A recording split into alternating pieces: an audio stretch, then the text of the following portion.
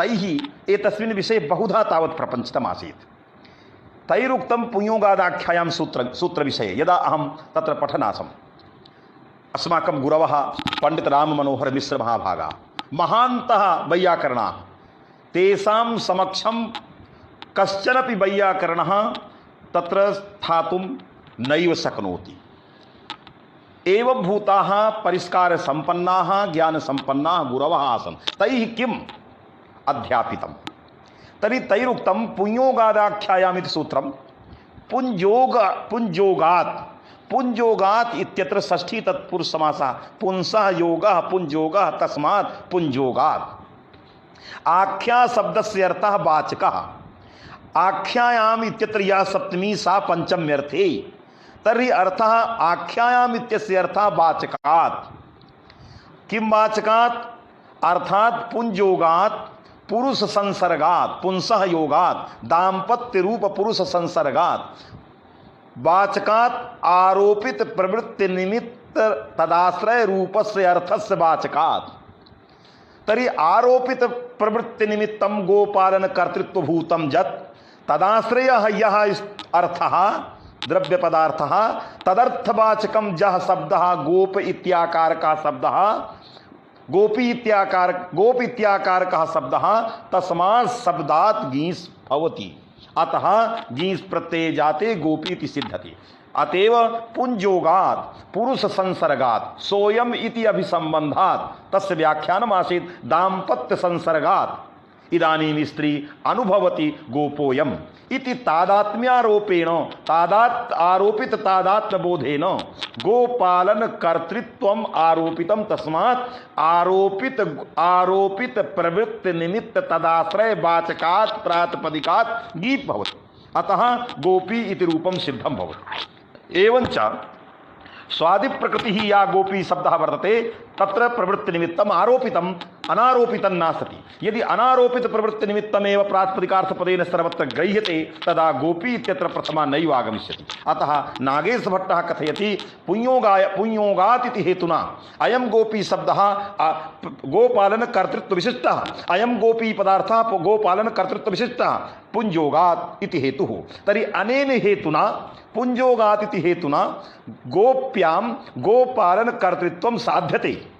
तर्हि इयं गोपी या गोपी पदार्थः अयं तत्र गोपालन कर्तृत्व विशिष्टः पुंजोगात् इति हेतुना गोप्यां गोपालन कर्तृत्वम् आरोप्य प्रथमायाः साधनं क्रियते। अतएव नागेश भट्टः कथयति लिंगग्रहण सामर्थ्यात् प्रवृत्ति निमित्त तदाश्रय पदेन यद्गृह्यते तत्र आरोपितमपि प्रवृत्ति निमित्तं तस्मिन् आश्रये अंगीक्रियते, अनारोपितमपि प्रवृत्ति निमित्तं कस्मिंश्चित् आश्रये अंगीक्रियते। यदि कश्चन आश्रयः आरोपित प्रवृत्ति निमित्तवान् तदपि प्रातिपदिकार्थेन गृहीतव्यः, यदि कश्चन आश्रयः अनारोपित प्रवृत्ति निमित्तवान् सोऽपि गृहीतव्यः, अतः उभयत्र प्रथमा भवति।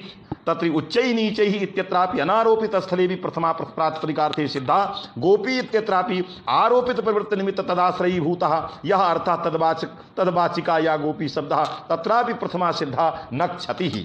अतएव नागेश भट्टः लिखति अतएव सर्व उभय साधारण आरोपितानारोपित उभय साधारण प्रवृत्ति निमित्त तदाश्रय रूपस्य प्रातिपदिकार्थस्य ग्रहणादेव गोपी इत्यादौ स्वादि प्रकृतेः लाक्षणिकत्वेपि न क्षतिः। यतो हि स्वादि प्रकृतिः या गोपी वर्तते सा गोपी लाक्षणिकी प्रकृतिः, तत्र लक्षणया गोपालन कर्तृत्वं गोप्यां वर्तते, अतः गोपी शब्दस्य तत्र लक्षणा अस्ति आरोपात् एतावता लाक्षणिकत्वेपि न क्षतिः, तत्रापि प्रथमा सिद्धा भवति इति नागेशेन एवं उक्तम। तर्हि नागेश भट्टः इदानीं प्रातिपदिकार्थ पदेन पक्षद्वयम् उपस्थापितम्। आरोपित प्रवृत्ति निमित्त तदाश्रयः एकः, अनारोपित प्रवृत्ति निमित्त तदाश्रयश्च एकः, उभयत्रापि प्रथमा सिद्धिः। एवंच गोपी इति एकस्य उदाहरणम्, उच्चैः नीचैः इति अपरस्य उदाहरणम्, एतत् सर्वं सिद्धम्। अग्रे नागेशः किं कथयितुम् इदानीं प्रभवति, सः कथयति अतएव लिंगग्रहणं सार्थकम्।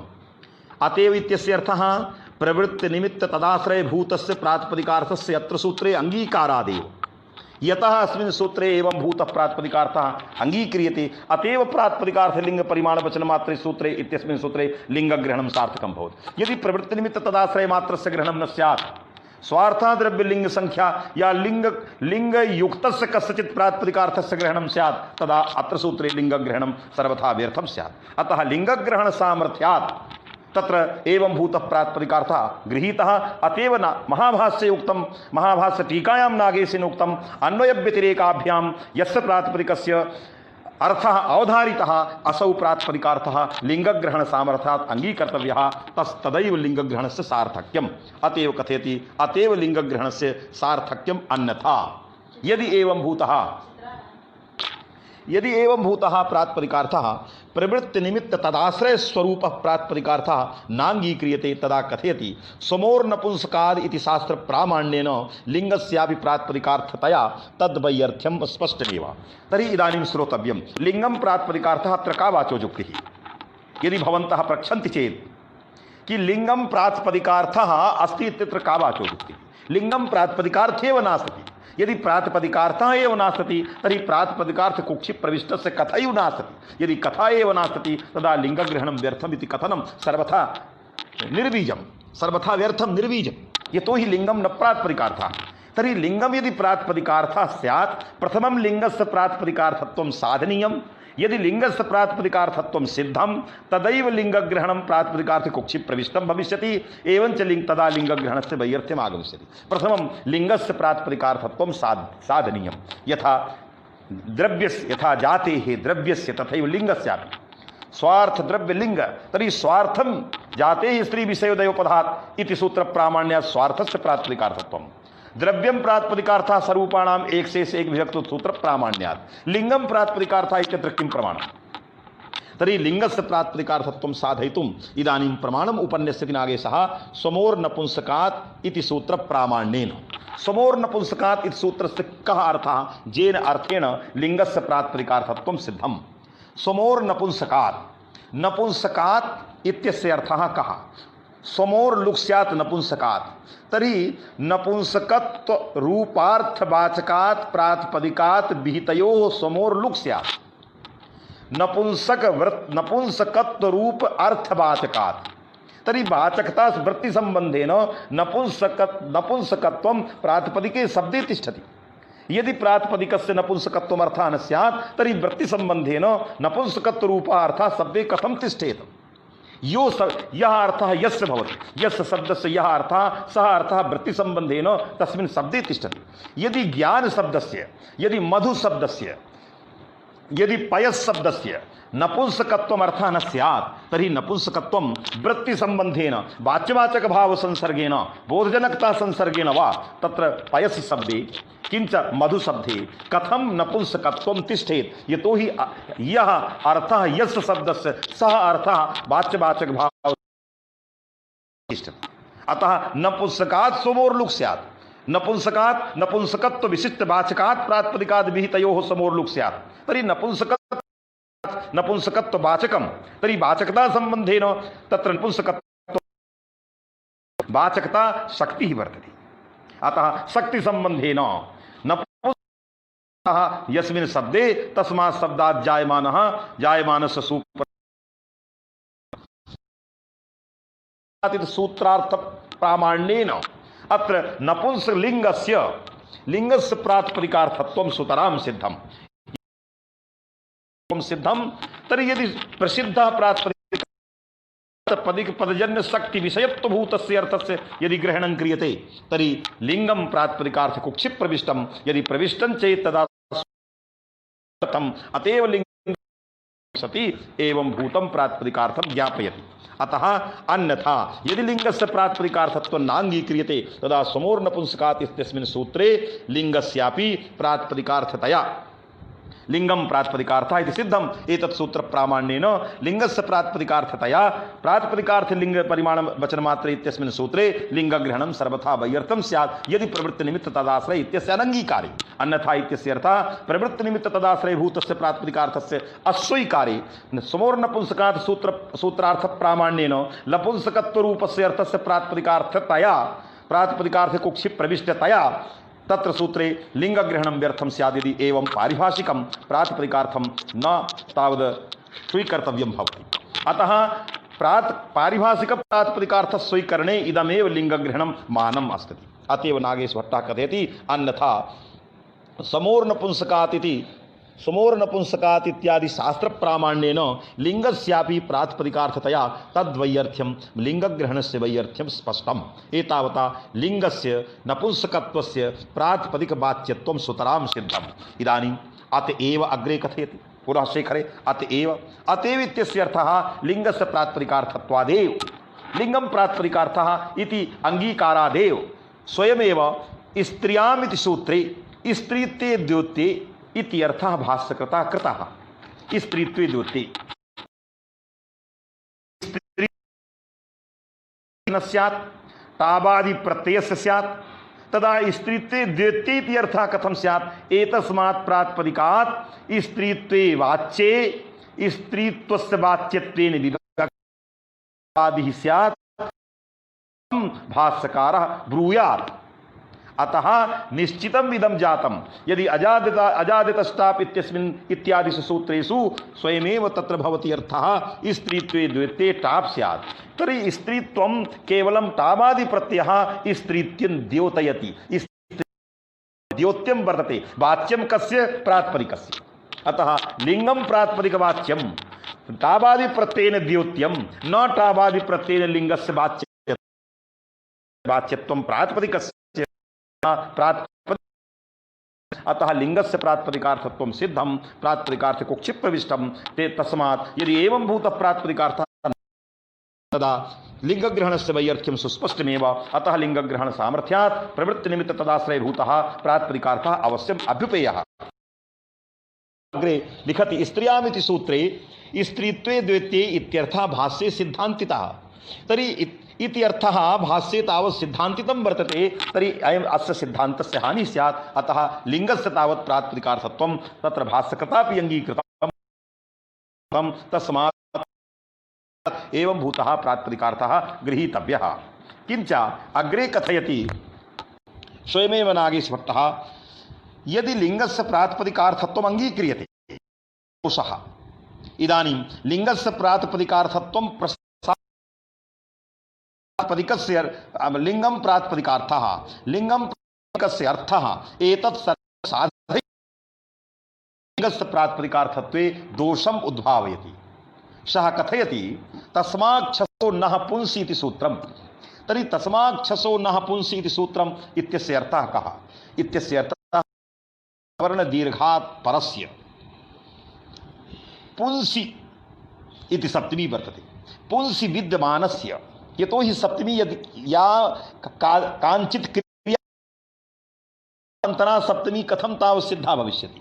अतः पूर्व सवर्ण दीर्घात् परस्य पुंसि विद्यमानस्य ससः सस्य नकारः। तर्हि पुंसि विद्यमानस्य पुंस रूपस्य अर्थस्य विद्यमानता सस प्रत्यय तर्हि सस प्रत्यय वाच्यमेव पुंस्त्वं। तर्हि कथं श्रीमता उक्तं प्रकृति वाच्यत्वं पुंस्तु प्रकृतिवाच्यं पुंस्त्वं प्रातिपदिकवाच्यं पुंस्त्वं नास्ति। इदानीम् एत एवं भूते अर्थे एवं भूतार्थः सिद्धांत कौमुद्यादि ग्रंथेषु स्वीकृतः यद् पूर्वसवर्ण दीर्घात् परस्य पुंसि विद्यमानस्य सस् प्रत्ययस्य अवयवस्य सस्य सकारस्य नकारो भवति समानपदे तर्हि नकारो भवति तर्हि पुंसि विद्यमानस्य सस्य नत्वं भवति। तर्हि पुंसि विद्यमानता कुत्र पुंसि विद्यमानता सस् प्रत्यय तर्हि प्रत्ययवाच्यत्वम् आगतं भवद्भिः प्रकृतिवाच्यत्वं पुंस्त्वस्य लिंगस्य अङ्गीक्रियते इदानीं प्रत्ययवाच्यत्वम् आगतं तर्हि भवता सह अस्य ग्रन्थस्य विरोधः मूलग्रन्थस्य विरोधः एवं भूतं विरोधम् उद्भावयति। तादृशं विरोधम् उद्भाव्य इदानीम् उत्तरं ददाति नागेश भट्टः यत् तस्माक्षसो नः पुंसि इति सूत्रस्य अयम् अर्थः नास्ति येन विरोधः आगच्छेत। पुंसि विद्यमानस्य ससासस्य नत्वम् एवम् अर्थः तस्माक्षसो नः पुंसि इत्यस्य अर्थः अस्त्येव नहि। कः अर्थः तदा कथयति नागेश भट्टः तस्माक्षसो नः पुंसि इत्यत्र पुंसि इत्यत्र या सप्तमी वर्तते सा सप्तमी पंचम्यर्थे सप्तमी। यदि पंचम्यर्थे सप्तमी तर्हि पुंसि इत्यस्य अर्थः पुंसः पुंसः इत्यस्य अर्थः पुंवाचकात् शब्दात् विहितस्य सस्य ससः सस्य नत्वं भवति। तर्हि पूर्वसवर्ण दीर्घात् परस्य पुंवाचकात् शब्दात् विहितस्य ससः सस्यनत्वम्। यदि एवं अर्थः क्रियते तर्हि पुंवाचकात् शब्दात् तरी पुंवाचिका प्रकृति जस जत्र सस् प्रत्ययस्य प्रकृति पुंवाचिका तत्रैव नकारः। अतएव मति ही इत्यत्र सूत्रं न प्रवर्तते। यतो हि मति शब्दात् या सस् विभक्तिः आगच्छति सा प्रकृतिः मति इत्याकारिका या सस् प्रत्ययस्य प्रकृति सा पुंवाचिका नास्ति।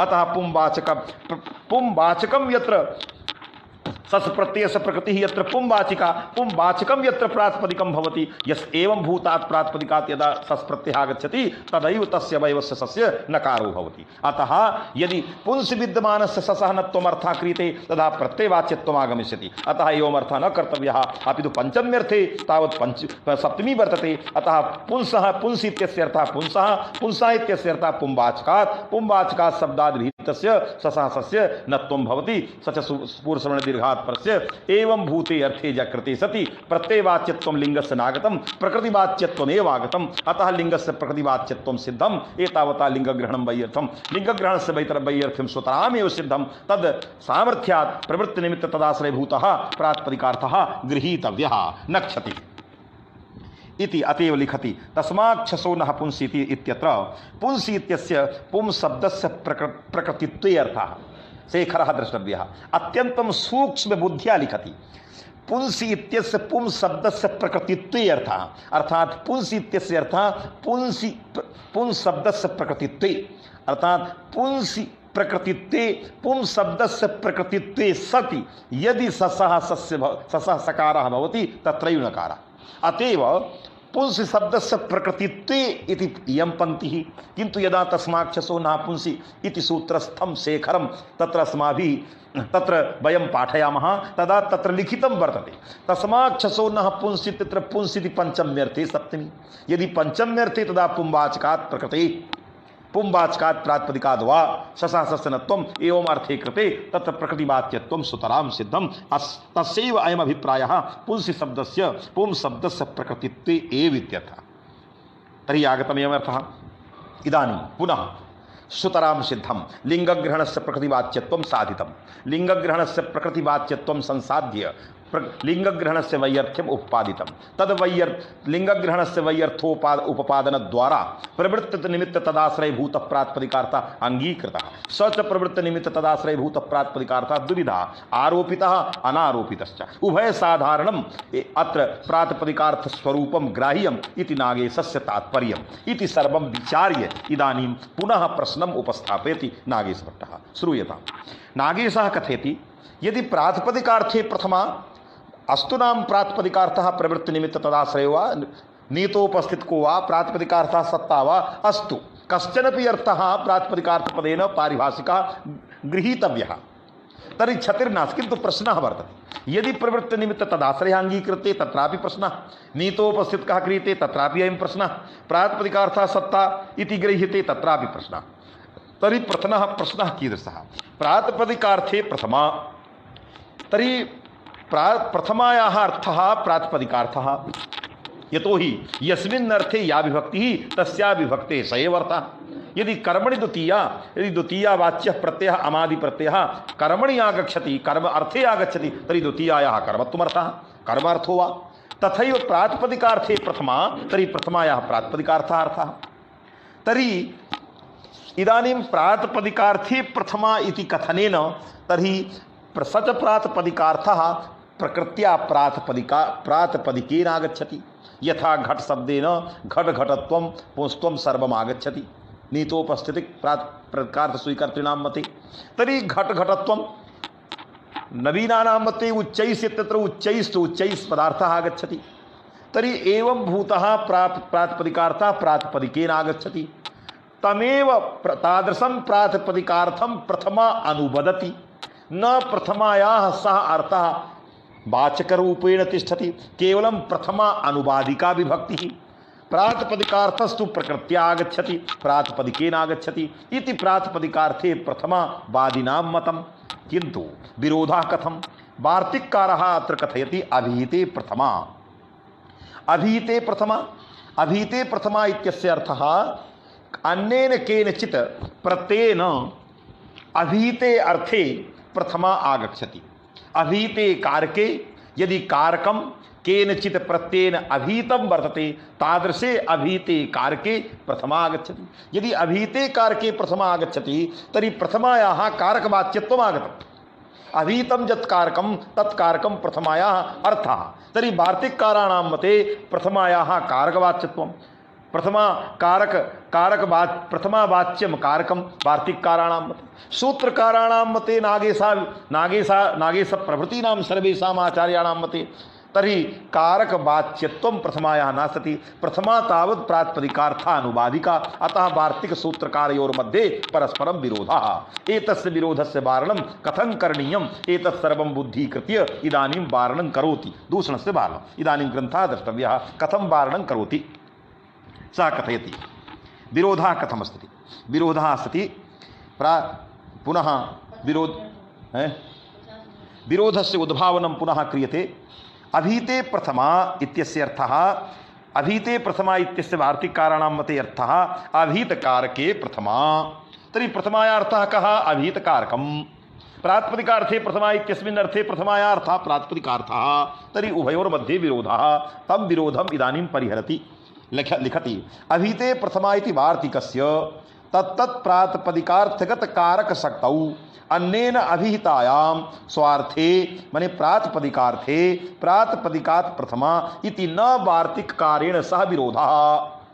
तर्हि वार्तिककारेण सह विरोधः आसीत्, इदानीं विरोधः न इति वारणं कृतं। तर्हि अभीते प्रथमा इति वार्तिकस्य नागेशा कथं भूतं कीदृशम् अर्थं करोति येन एतादृश अर्थकरणेन विरोधवारणं भवति।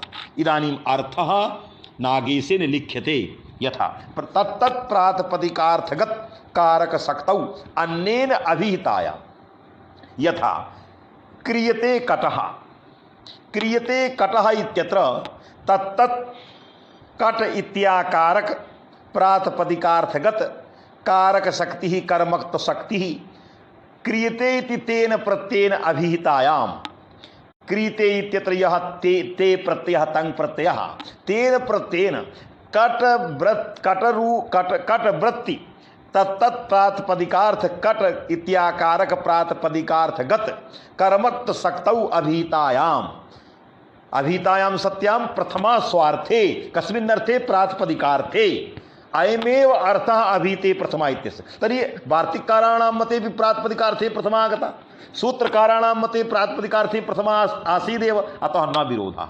यदि वार्तिककारस्य अभीते प्रथमा इति वार्तिकस्य अयम् अर्थः स्यात् अभीते कारके प्रथमा, यदि अयम् अर्थः स्यात् तदा विरोधः आगच्छेत्। क्यों? यतोहि कारके प्रथमा वार्तिककारः स्वीकरोति, प्रातिपदिकार्थे प्रथमा सूत्रकारः स्वीकरोति, विरोधः स्यात्। किन्तु अभीते कारके प्रथमा इति वार्तिकस्य अर्थः नास्ति। तत्तत् प्रातिपदिकार्थगत कारक शक्तौ अन्येन अभिहितायां सत्यां स्वार्थे माने प्रातिपदिकार्थे प्रथमा प्रातिपदिकात् एवं भूत अर्थः वार्तिकस्य यदा क्रियते तदा वार्तिककार सूत्रकारयोर्मध्ये कश्चन विरोधः नास्ति। अतएव लिखति अभीते प्रथमा इति वार्तिकस्य तत्तत् प्रातिपदिकार्थगत कारक शक्तौ अन्येन मने क्रियते कटः इत्यत्र ते प्रत्ययेन अभिहितायां कारक शक्तौ मने कर्मत्व रूपस्य अर्थस्य अभीते सति कर्मत्व रूपायाः शक्तेः अभिहितायां स्वार्थे प्रातिपदिकार्थे प्रातिपदिकात् प्रथमा इत्यर्थे कृते न विरोधः सूत्रकारस्य वार्तिककारेण सह। एतेन एतादृश अभीते प्रथमा इति वार्तिकस्य एतादृश अर्थांगीकारेण तन्नये वार्तिकर्णये कारकस्य प्रत्यार्थत्वम्। जो कहते थे कि वार्तिककार के मत में प्रथमा का अर्थ कारक है और सूत्रकार के मत में प्रथमा का अर्थ कारक नहीं है, प्रातिपदिकार्थ है, ये कहने वाले अपास्त हो गए। क्योंकि हमने ऐसा वार्तिक अर्थ कर दिया, हिंदी भाषायां बता, ऐसा हमने वार्तिक अर्थ कर दिया कि तत्तत् प्रातिपदिक गत प्रातिपदिकार्थ शक्तौ माने तत्तत् प्रातिपदिक वाच्य जो कर्मत्वादि शक्ति है वो किसी प्रत्यय से यदि उक्त हो जाती है तो वो प्रातिपदिकार्थ बन जाता है। तो उक्त स्थल में सर्वत्र प्रातिपदिकार्थ में ही प्रथमा है, इसलिए प्रातिपदिकार्थे प्रथमा वार्तिककार का मत में भी आता है, सूत्रकार के मत में भी आता है। अतः उभयोर मध्ये न कश्चन विरोधा। अतः एवं वदन्ति स्म जेते अपास्ता तन्नये ग्रंथा इदानीं द्रष्टव्यः। एतेन तन्नये, तन्नये इत्यस्य वार्तिक नये कारकस्य प्रत्यार्थत्वम् अभीते कारके प्रथमा यदि एवं भूतः वार्तिकस्य अर्थः स्यात् तदा कारकस्य प्रत्यार्थत्वं प्रथमावाच्यत्वं स्यात्। तव मने सूत्रकाराणां मते तन्न कारकस्य प्रातिपदिकार्थत्वं न इति विरोधः आसीत्, किन्तु एवं भूतार्थास्माभिः नाङ्गीक्रियते अभीते कारके प्रथमा। अभी तु तत्तत् प्रातिपदिकार्थगत कारक शक्तौ अन्येन केनचित् प्रत्ययेन अभीतायां प्रातिपदिकार्थे प्रथमा प्रातिपदिकात् एवं भूतार्था वार्तिकस्य यदा अंगीक्रियते तदा सूत्रकार मते भी प्रातिपदिकार्थे प्रथमा वार्तिककार मते भी प्रातिपदिकार्थे प्रथमा न कुत्रचित् उभयत्र विरोधः। अतः वार्तिककारेण सह सूत्रकारस्य विरोधः नास्ति। एवं रीत्या नागेश भट्टेन वार्तिककारस्य मतम् उपस्थाप्य विरोधः इदानीं परिहृतः।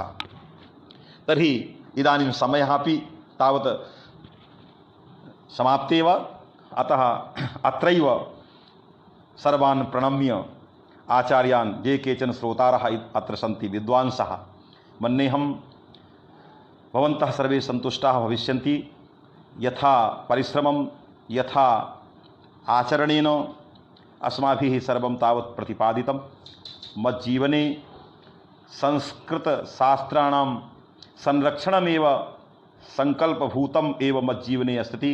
अतएव सर्वं तावत् परित्यज्य अन्यत् किमपि कार्यम् अत्र बहु कार्यं वर्तते इदानीं, तथापि तत्सर्वं परित्यज्य सायंकाले आराधना रूपेण इदं कार्यम् अस्माभिः क्रियते, न अध्यापन रूपेण कार्यं क्रियते। अध्यापनं तावत् बहु कृतं मया, 25 वर्षाणि मया अध्यापने यापितानि। अतः तत्र अध्यापनाय ज्ञानाय एतत् न क्रियते, अपि तु केवलम् अनुष्ठानभूतेन इदं मदीयम् अनुष्ठानं। यतो हि काश्यां भगवता विश्वनाथेन एकम् उत्तरदायित्वं मह्यं दत्तं शास्त्र संरक्षणम्। अतएव तादृशम् उत्तरदायित्वम् अंगीकृत्य तत्र शास्त्र संरक्षणम् अस्माभिः क्रियते। मध्याह्नेपि बहूनां विदुषां तत्र फोन माध्यमेन तत्र व्याख्यानम् अस्माभिः अध्यापनं वा क्रियते। अतः ये केचन अपि एवं भूताः आगच्छन्ति इदानीं फोन माध्यमेन सर्वेषां विदुषाम् उत्तरं दीयते यथा बुद्ध्या, किञ्च यत् किमपि कार्यं शास्त्रस्य क्रियते। अतः इदं मदीयम् अनुष्ठानम्। अत्रैव सर्वान् प्रणम्य अहं स्वीयं तावद् व्याख्यानं समापयामि। नमस्करोमि। धन्यवादः।